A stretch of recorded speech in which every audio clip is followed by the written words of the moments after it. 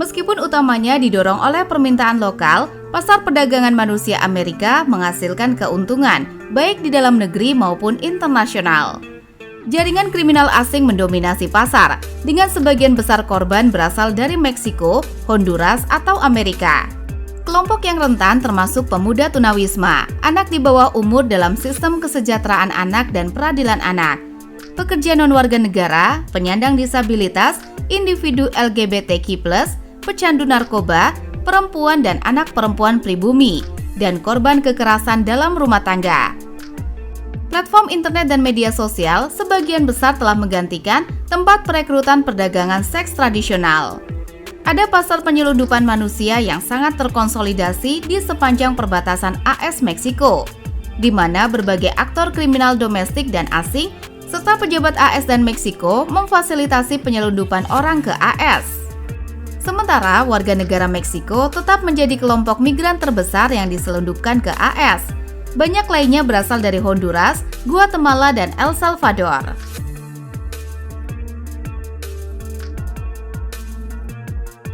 Berdagang. Pasar perdagangan senjata AS sangat besar dan signifikan, dengan negara tersebut berfungsi sebagai sumber dan tujuan untuk senjata api yang sulit dibeli, termasuk senapan mesin.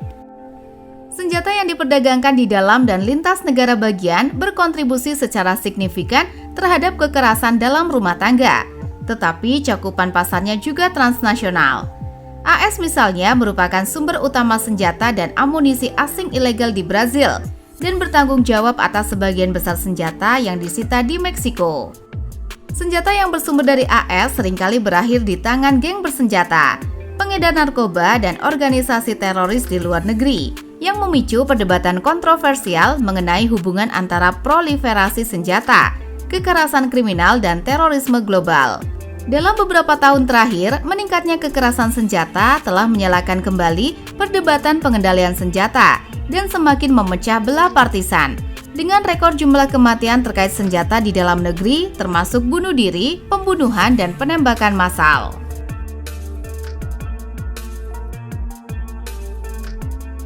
Kejahatan pemalsuan menyebabkan kerugian finansial yang signifikan bagi ekonomi AS, dengan kerugian miliaran dolar per tahun. Meningkatnya impor barang palsu melalui platform daring dan kemudahan akses ke konsumen di AS melalui perusahaan pengiriman internasional telah menyebabkan lonjakan produk ilegal yang beredar di negara tersebut. Mayoritas produk yang melanggar hak kekayaan intelektual diimpor dari Asia, terutama Tiongkok, diikuti oleh Turki dan Vietnam. Barang mewah palsu termasuk jam tangan, perhiasan, tas tangan, dompet, dan barang elektronik konsumen merupakan sebagian besar produk palsu yang disita di AS. Sementara AS mengenakan pajak cukai pada berbagai barang dan aktivitas.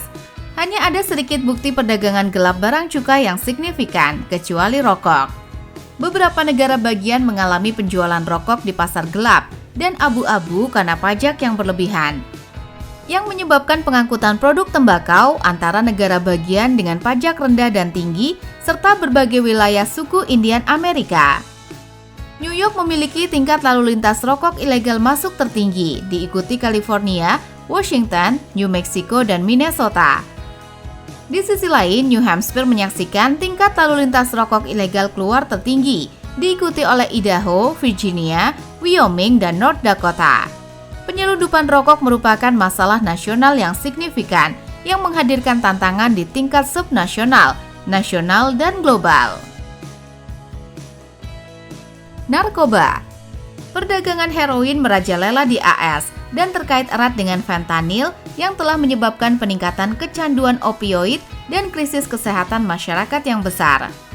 Kelompok-kelompok bergaya mafia Meksiko memiliki pengaruh yang signifikan terhadap pasar, mengendalikan rute penyelundupan, dan berkolaborasi dengan jaringan kriminal yang berbasis di AS untuk mengangkut heroin ke seluruh negeri.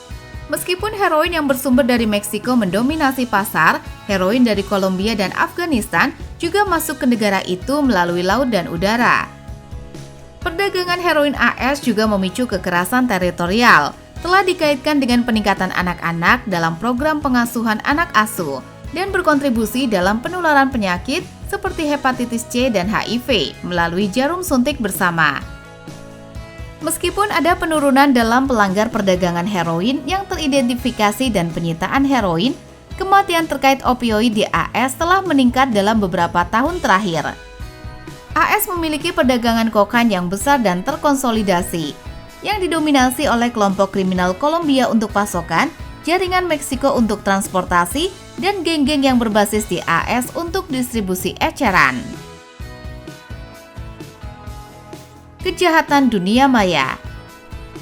AS dianggap beresiko tinggi terhadap kejahatan yang bergantung pada dunia maya dibandingkan dengan negara-negara lain. Di antara kejahatan yang bergantung pada dunia maya yang paling umum dilakukan adalah serangan ransomware, peretasan dan pelanggaran data pribadi yang mengakibatkan kerugian tahunan miliaran dolar. Serangan ransomware telah menargetkan sejumlah besar uang dan berdampak pada sektor infrastruktur penting seperti basis industri pertahanan, pangan dan pertanian, fasilitas pemerintah dan teknologi informasi. Geng ransomware yang berbasis di Rusia adalah penyerang paling agresif terhadap perusahaan-perusahaan AS. Dan peningkatan serangan ransomware dapat dikaitkan dengan langkah-langkah keamanan perusahaan yang buruk dan industri ransomware as a service yang berkembang pesat. Laporan menunjukkan bahwa sejumlah besar perusahaan yang terkena dampak telah membayar tebusan, tetapi lebih dari setengahnya dapat memulihkan data mereka yang hilang. Penipuan yang muncul yang melibatkan token yang tidak dapat dipertukarkan dan mata uang kripto seperti Bitcoin juga merupakan ancaman yang signifikan. Aktor kriminal. Jaringan dan geng kriminal yang lebih kecil, khususnya yang mengkhususkan diri dalam perdagangan narkoba, dilaporkan paling banyak mendapat perhatian dari para penyidik dan jaksa AS. Ada puluhan ribu geng kriminal yang aktif di seluruh negeri. Jaringan dan geng kriminal seringkali bekerja sama dengan jaringan perdagangan narkoba asing dan menggunakan kekerasan tingkat tinggi untuk menjalankan operasinya. Pelaku sektor swasta di AS diketahui sangat terlibat dalam kejahatan keuangan, termasuk penghindaran pajak dan skema korupsi yang sulit dideteksi, dan seringkali dikaitkan dengan korupsi politik. Meskipun korupsi di sektor swasta AS relatif rendah, hal itu menimbulkan resiko yang signifikan terhadap ekonomi dan masyarakat secara keseluruhan. Dengan konsekuensi yang berpotensi menghancurkan kepercayaan dan keyakinan publik terhadap lembaga-lembaga utama. Kelompok-kelompok mafia terus menjadi pelaku kejahatan aktif di AS. Berbagai mafia masih beroperasi di negara tersebut, dengan perkiraan beberapa ribu anggota yang bermarkas di sana. Mereka menjalankan kendali teritorial atas wilayah-wilayah seperti New York, New Jersey bagian selatan, dan Philadelphia. Selain itu, kelompok-kelompok mafia terus beroperasi di Chicago dan tempat-tempat lain, terkadang membentuk aliansi dengan perusahaan-perusahaan kriminal lainnya. Kelompok-kelompok ini terlibat dalam perdagangan narkoba, pencucian uang, dan penipuan layanan kesehatan yang menargetkan Medicare. Anggota kelompok-kelompok ini memiliki akses mudah ke senjata dan membawa senjata secara terbuka.